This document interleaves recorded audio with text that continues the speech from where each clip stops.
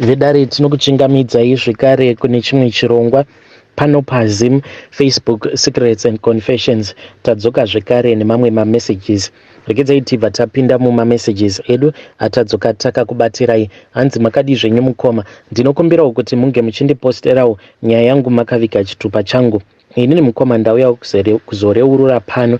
Inini ndakawanikwawo nemurume wangu. Iye ainge aine mwana wake 1 musikana. Then zvaizvezvi ndine pamuviri but ndakabva ndazozvara mwana wangu wekutanga musikana, but apa patakaenda kumasikani zvakabva zvazobuda izvo zvichinzi mwana wangu uyo wandakatakura zvaizvezvi mwana mukomana. So I am very excited because pose apa ndaigara ndine stress kuti kana akazopoya akabuda kunze uku obva azoita mwana mukomana then ndichazoita sei because of mapindiro acho andakaita mumarriage yangu. Mukoma dzimwe nguva zvinenge zvitoda kutoti unge uchiita ushingi, ndozvandakaita ipapo, ndakatoshandisa ushingi. So inini ndainge ndichimushandira murume wangu uyu but ndaimushandira on a contract based and ndakazoti one day pandainge ndiri kubasa iye manje akabva azongonditarisa nerimwe ziso rekuti ndega ndakangoona kuti ya baba ava vanenge vanakirwa neni, and I then took that opportunity ndokubva ndazongoramba ndongotambira muoffice mavo ndichingoprinta rwainge rwusingapere kuzonosvika vachizonditi vainge vachida kuenda neni out for a lunch. Ndokubva tazoenda out paya vakabva vazondiudza machallenges avo avainge vachisangana nawo mumarriage mavo. Ndikabva ndati zviri bo, inini hangu I am single as you can see. Ndokubva tatotanga kutodanana. Saka inini ndakazotosvika pakunochata navo baba ava but ndainge nditori nenhumbu zvekutoti wedding gown rangu randakasoneserwa rainge ritori hombe kuitira kukavha dumbu because we didn't want people to see kuti ndainge ndatova nepamuviri. So ndakachata ndiine nhumbu yangu tichibva zvedu kuhoneymoon. Kadumbu kaya kainge kadumbu kangu kainge kotooneka kutoti munhu uyu ane nhumbu. Ndokubva ndazobatsirwa zvangu mwana wangu musikana. Saka ndikangoti kubva zvandakazobatsirwa mwana wangu musikana uyu manje step daughter uyu ndopandakabva ndazotanga kumubata very rough.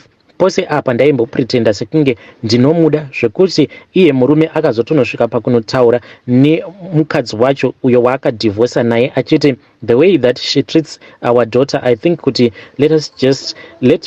just allow me kuti ndinge ndichigara naye because anoda kuti vana vange vachizokura vari panzvimbo imwe chete. But what he did not know is that in the background mwana uyu ndainge ndichimushungurudza. Ndakamushungurudza for a very long time until now ndichiri kumushungurudza, but iko zvino zvichava kundinetsa ndechekuti ndinoti kana ndikada kumurova kana kuita sei then mwana wangu uyu musikana ndinobva ndamunzwira tsitsi because anobva aenda kuroom kwake obva atanga kunochema. Pose apa ndainge ndisingatombozvizivi kuti ndo zvaanoita. So there was this other day uyu step daughter wangu ndainge ndamuti ange achiwacha mateki ababa vake. Saka ndakazomutevera kuseri kwemba ndokubva ndafind out kuti ainge ari busy zvake paTikTok. Munhu ndokubva ndatanga kumurova. Ndakaita wekurova nezvibhakera mukoma. So my daughter when she saw me kuti ndo zvandainge ndichiita akabva amhanya achipinda mumba. So I just thought kuti amene kuti where was she going. Ndopa ndakabva ndazongoenda hangu mumba ndichizonomutevera kuspare bedroom.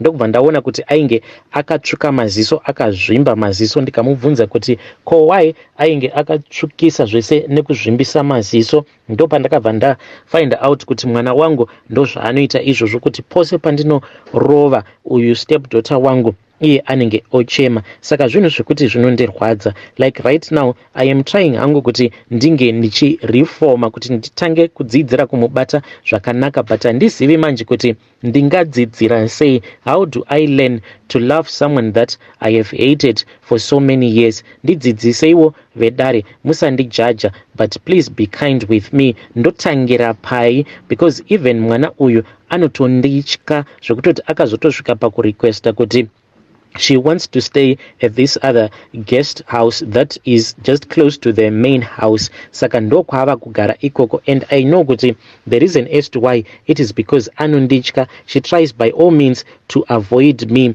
Saka ndinokumbirawo kuti munge muchindibatsirawo ndichange ndichizotevererawo mucomment section. Hey vedare ndo message iyo yandakatumidzirwa ichibva kuna vahanzvadzi vedu zvazvakangooma naimi. Hanzi please ndidzidziseiwo hanzi handikwanise kuda or kutrita step daughter wangu mune zvakanaka. Hanzi ndinongomubata rough at all the times, so please help me out. Yo, zvakangooma hazvo veduwe. Regedzai tibva taenda panyedu inotevera. Nyedu inotevera yakamira sekudai so. Hanzi makadi zvenyu mukoma, ndinokumbirawo kuti munge muchindipostera nyaya yangu makavika chitupa changu. Zvaizvezvi murume wangu iye ari kuti he wants me back, but ndiri kutsvakawo maadvices. Mukoma, ndakatambudzika ini, I can say kuti ndakatambudzika for about 8 years because murume wangu pandainge ndiine pamuviri ndopaakabva azouya kunoku kuJoni. Akati auya kuno kuJoni mazuva ekutanga ndainge ndichitofarawo ndichitoti Mwari makanaka zvenyu, murume wangu at least ava kutopotawo achinditumidzira, because mari here, mari aitumidzira kana mapromises chaiwo ndega ndainge ndichinzwa ndichifara, but all of a sudden murume akabva andifuratira. Haana kufuratira ini chete, akabva afuratira nevabereki vake, zvekuti ndakazotosvika pakutokanganwa nezvake, kuzonosvika vamwene vangu vachinditi Muroora, tinozviona kuti ya wakavimbika, but we think kuti it is far much better kuti unge uchimbodzokera kuvabereki vako, because zvinozoitika ndezvekuti uchazotosvika pakuzoita musikanzwa uri pano pakazoitika mashura. Ndakabva ndanzwisisa because nguva yainge yareba, mwana wangu ainge atokura. Ndopandakabva ndazosiya marriage, ndokubva ndazodzokera kuvabereki vangu, ndikabva ndazowana umwe munhu wangu uyo wandiinaye, wandichigere naye zvaizvezvi. So mukoma, nekufambawo kwenguva iye manje akabva azotanga kudzoka muupenyu hwangu, but pose apa kumashure uko aiti kana akandifondera nenhamba dzaanenge andifonera ndaibva ndazomubhloka, ndobva ndamuti sha takatosiyana kudhara until ipapapa pandakazoita zvekufonerwa naamai vacho. Saka amai vacho pavakandifonera ndakabva ndazoenda kumusha manje, ndokubva ndazonovaona because vakangonditi ndasuwa muzukuru wangu plus ivo vanorwara nechirwere cheshuga. Saka the more yavairamba vachingonditi ndinokumbirawo kuona chizukuru changu, ndava nemakore, please uyaiwo nechizukuru changu. Ndikabva ndati regedzai ndinge nichienda nemwana wevanhu, zvimwe kuda pane zvavari kuda kuita paari. Ndokubva ndazoenda naye mwana wangu uyu, but akazondibhowa ndechekuti ndakati ndichinosvikako ndokubva ndazonoona kuti ex husband yangu ainge ariko. Saka patakaonana mukoma takabva tangoignowana, but later on takabva tazonzi taifanira kuti tinge tichigariswa dare. Ndakabva ndati dare rei, but vamwene vangu vakabva vandikumbira vakati Muroora chingoteerera. Ndokubva tazogariswa dare paya. Takati tagariswa dare, iye murume ndopaakabva azondikudza zvose zvakaitika kuJoni. Akandikudza kuti zvinhu zvose zvakangotanga kudhakwa mushure mekunge atanga kudanana nevamwe amai vainge vachibva kuZim, vainge vari mukuru kwaari. Iye akangonditi hanzi ndakangofungawo kuti ndinge ndichingoitawo musikanzwa sezvo ndainge ndagara kwenguva yakati rebei ndisingazivi chinonzi kurara nemunhukadzi. Saka akangonditi zvainge zvingori zve1 night, but akazoti aspenda 1 night navo amai vaya. Chakazomunetsa ndechikuti the following day ainge ava kutonzwa kutoti anotovanzwira manyukunyuku kuzonosvika achizotokanganwa nezvangu zvekare, achifuratira vabereki vake. Then vamwene vangu vakabva vapindira mushure mekunge ndatanga kupopota ndichiti izvozvo hazvinei neni, handiti ndiwe wakachita, saka move on with your life. Then vamwene vangu vakabva vanditi Muroora, iniwo kubva mwana wangu uyu pandakazviona kuti ainge aita kakundirivara, kakundikanganwa, ndakabva ndazotanga kufamba. Vamwene vakanditi ivo hanzi mukunofamba umu vakabva vazoudzwa kuti murume wangu ex husband yangu uyu iye hanzi ainge akapiwa mushonga wekuti ange achifuratira ini zvekare nekufuratira vabereki, kuitira kuti mukadzi uyu akwanise kunyatsokuwana mukana wekuti ange achimudya ex husband yangu uyu. So mukoma, pari zvino nyaya iyi ndopairi, ingori pahold on. Saka vamwene vakabva vandikumbira vakabva vati Muroora, kana ndakakutarisa ndinotoona kutoti iwewe ndiwe unofanira kuti unge uchisimudzira mhuri ino, nekuti tinozviziva kuti unoshanda ende unoshanda usingazorori. Saka ndakabva ndavati hazvichagoneki nekuti ndava neumwe munhu wandigere naye vakabva vanditi takangonzwa kuti wakazvara umwe mwana naye munhu wako uyu, but isu hatina kunzwa zvichinzi wakazoroorwa naye murume uyu. So mukoma, ndopandiri kutsvakawo advice ipapo kuti ndoita sei, ndodzokera here kuna ex-husband wangu uyu kana kuti ndongobloka ndodelita vanhu ava vobva vangosiyana neni ndotongozviudza kuti tichangosangana pavana upenyu huchingoenderera mberi. Hey vedare, ndo message iyo yandakatumidzirwa ichibva kuna vanzvadzi vedu. Naimi zvazvakangooma hazvo vedu we. He uriwe unoita sei apa ugere nomwe munhu wakazvara naye mwana apa uri kunzi please dzoka navamwene, dzoka unge uchivakiridza imba yako. Murume wako uyu, it was not his choice, akatongoita zvekutongoisirwawo mushonga wekufuratira amai vake newe zvekare nemwana. So what will you do if it was you in our sister's shoes? Ngativabatsireiwo mucomment section.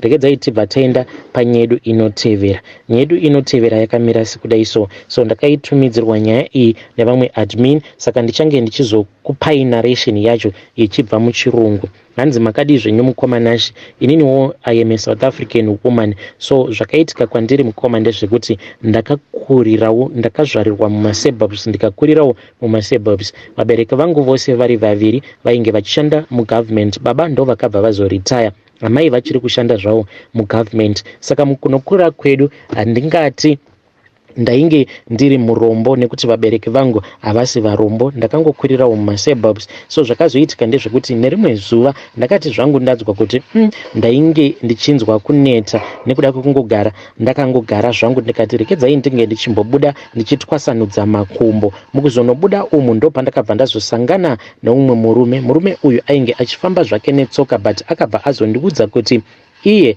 ainge aine motikari yake, but apa aida kufamba door to door achitsvaka accommodation. Ndakabva ndazotaura naye paya, but hamene ndakangonzwa chemistry yakaitika pakati pangu naye murume uyu, but I then found out neaccent yake kuti iye anobva kuZim. Takabva tazo exchange manumbers paya ndokubva azonditora tikabva tazoenda out.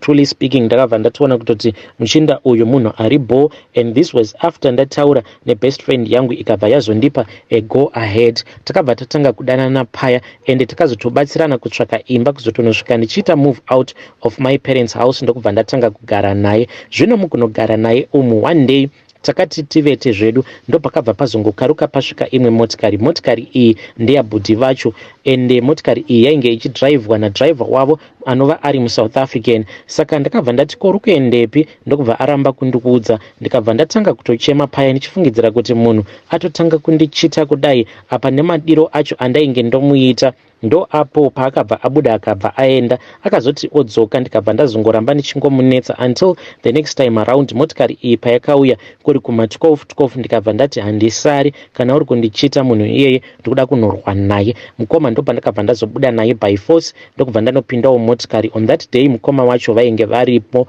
then motikari yakabva yazodhraivhiwa sezvo iye ari nurse, yakabva enda straight kune imwe government hospital. But zvinova zviri zvinhu zvekuti zvakandinetsa because takati tichisvikapo pachipatara hapana kana masecurity protocols akamboitwa, takangonopinda straight, then ndokubva azonopiwa chimwe chigubhu chairatidza kuti chainge chiine mvura, chainge chiri 5 liters chigubhu chedrink riya rinonzi Oros, but chainge chiri chiempty bottle. Then ndokubva tazodzoka paya. Saka mvura iyi ndakangoshamisika kuti imvura yei. Then akazongotanga kungoita mari yekuti ndainge ndisinganzwisisi kuti ko mari iyi iri kubva nepi. Then ndikabva ndamuti iwe hausi kuita zvemadrugs, because kana uchiita zvemadrugs please ndiudze ndinge ndichibva hangu pamba pako, because zvekuti ndinge hangu ndichizobatwa kana kuzosungwa kana vakauya kuzoreidha pamba pano handidi. Ndopaakazokonfesa kwandiri akabva andiudza kuti iye anooperata neimwe syndicate. Saka syndicate iyi zvainoita ndezvekuti vane n'anga dzavo dzavanoshandidzana nadzo muno muSouth Africa neacross Southern Africa. Saka n'anga idzi dzinoda mweya yevafi. Kana munhu mukamuendesa kuchipatara paya, kana kuri kunzi akafira kuchipatara, as soon as munhu uya abviswa pamubhedha apo paanenge arere, hanzi vanobva vazouya vobva vatanga kumwaya mishonga kuitira kuti n'anga idzi dzikwanise kuzotora mweya wemufi, zvekare nemabody parts. Vanotora mabody parts mumamoshwari, zvekare nekuti zvekare nepaya panenge pachizonzi panenge pachigezeswa chitunha, hanzi ivo kana vaine mukana vanotora hosepipe iyi vanobva vaiisa mumukanwa mechitunha chiya kuzonosvika mvura iyaya yava kuchibuda manje neuku kunobuda nakodhodho uku, then mvura iyoyo ndo yavanozotora. Imwe yacho vanopa mapastors, imwe yacho vanopa n'anga, ende ndo dzimwe mvura dziya dzinotengeswa semaholy waters kana kuti anointing water. So ndo zvaakandiudza izvozvo. Akati andiudza izvi akabva azonditi taifanira kuti tinge tichiita yavanoti ecovenant, ndokubva tazoita covenant iya. Zvino takati taita covenant, ndakabva ndazoudzwa naye kuti covenant iyi yataita iyo ine ma-terms and conditions. Saka ma-terms and conditions ndeyekuti mumuri medu matova necase ye-the spirit of poverty. Saka ndakabva ndazonzi kana inini ndisingadi kuti dzinza rababa vangu, my father's bloodline, ringe richizotevererwa necase iyoyu ye-the spirit of poverty, zvandinofanira kuti ndinge ndichiita ndezvekuti ndinofanira kuti ndinge ndichizosacrifice mwana wangu, otherwise this case ichange ichizoteverera baba vangu, vachaluza everything zvavainazvo. Apa baba vangu vachembera, ndinoti kana ndikafunga nezvazvo ndinobva ndatanga kunzwa ndichirwadziwa kuti zvino vabereki vangu kana vakanzi vava kutanga kuaffectewa ne-this spirit of poverty vanozotangira pai, because as far as he told me, hanzi vanokwanisa kuzotosvika pakutoita homeless people nekuti vanenge vachingonetswa ne-this spirit of poverty. And this spirit of poverty kana yapedzera vabereki vangu inobva yazotanga kuteverera hanzvadzi yangu. Zvinova zviri zvinhu zvekuti zvinondirwadza mukufunga kana ndichifunga nezvazvo. Zvino ndauyawo pano kuti munge muchindibatsirawo, handizivawo kuti ndichabatsirikana sei. Hanzi ndinofanira kuti ndinge ndichisacrifice mwana wangu. Kana ndikasasacrifice mwana wangu, izvi zvinhu izvi hanzi zvinokwanisa kuitika anytime soon. I am asking for your assistance, mukoma Nashi. Hey vedare, ndo message iyo yandakatumidzirwa ichibva kuna vanzvadzi vedu. Saka yanga iri narration yamwanasikana uyo wemuSouth African. Iye ari kuti izvi ndo zvinoitwa nemukomana wake nefiance yake. Naimi level racho ratinozomboseta vana vekumusha rakaoma, ko iko kuzopinda musyndicate rekuti kunopota kuchibiwa mabody parts uriwe wosungwa. Handiti ndiwe unobva wazoiswa pafront page kuti muZimbabwean uyu anofamba achitora mvura dzezvitunha muzvipatara.